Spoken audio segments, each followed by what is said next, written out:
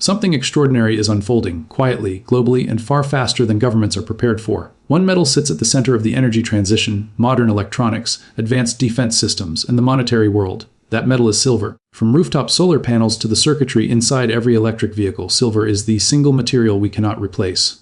Yet we're burning through it at a pace humanity has never seen. Not someday. Right now. In this video, I'll show you the four-phase pattern that appears before every major commodity crisis: oil in the 1970s, wheat during the Irish catastrophe, and palladium during the emissions revolution. Silver has slipped into stage 3, the point where fundamentals break and shortages start showing up in the real world. This isn't a prediction. This is physics, geology, and simple math, the data governments won't say out loud. Let's begin with the numbers no official wants to explain. Over the last 4 years, global silver inventories held by major exchanges have fallen around 60%. At the exact same time, solar manufacturers are set to consume nearly 200 million ounces per year by 2026, double what they used just a few years ago. This is not a temporary spike, it's structural demand with no substitute. Silver is the only material used heavily in both industrial technology and global finance. When a critical industrial metal also behaves like money, crises don't unfold slowly.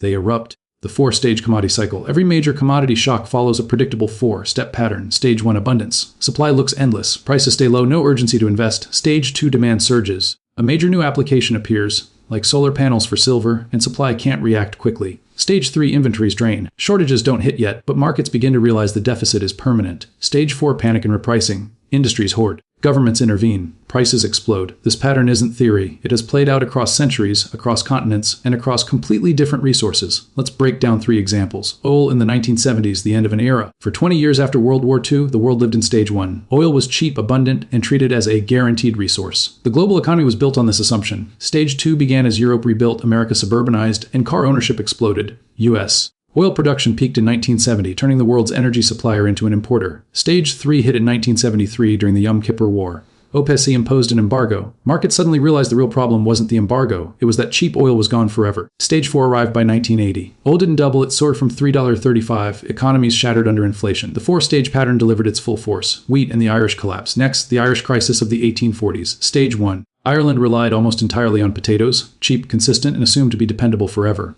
Stage 2 appeared in 1845 when a blight wiped out nearly half the potato harvest in weeks. Stage 3 unfolded when authorities realized the blight would return year after year.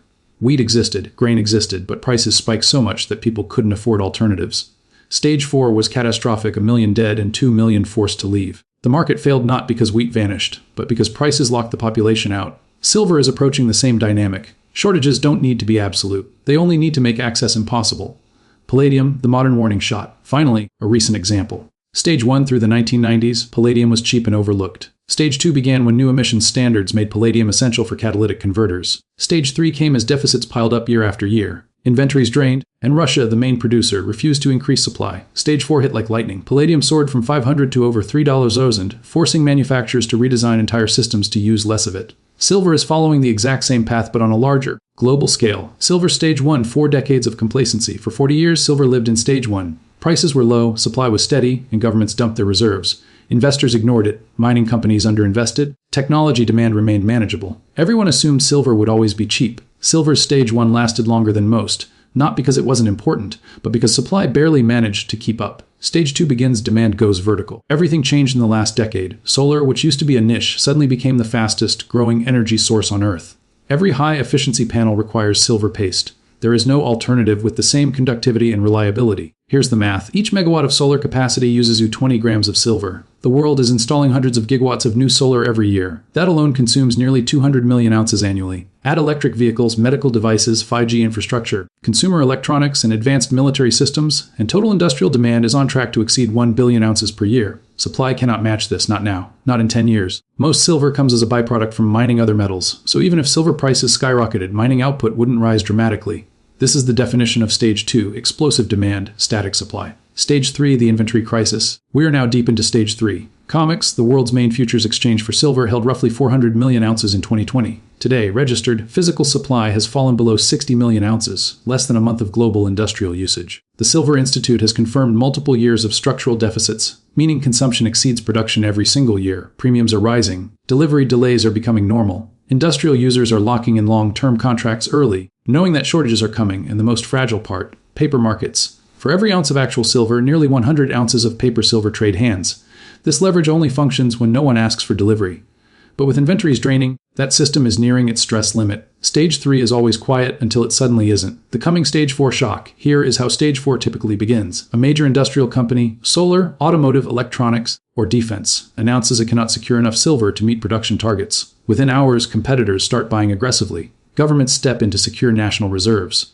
Investors rush into physical metal as a hedge against currency decline. Exchanges restrict deliveries or settle contracts in cash, not metal. Physical silver disconnects from the futures market, and once both industry and investors are bidding on a shrinking supply, prices don't climb, they leap 40 or 60, 100 and beyond. Not as sensational predictions, but as the normal outcome of supply collapsing while demand skyrockets. Stage 4 is where markets stop functioning normally. The unavoidable end supply vs physics. Here's the final truth. No financial trick can create new silver deposits. No political speech can increase mining output fast enough. No breakthrough can replace silver and solar technology in the short term. This is not fear-based forecasting. This is math. Demand is rising. Supply is stagnant. Stockpiles are evaporating.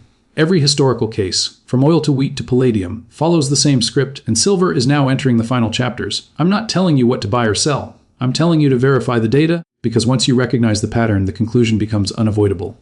The world is heading toward the most severe silver pricing in modern history. Those who understand the cycle early position themselves for opportunity. Those who ignore it watch the fallout with surprise. Choose which side you want to be on.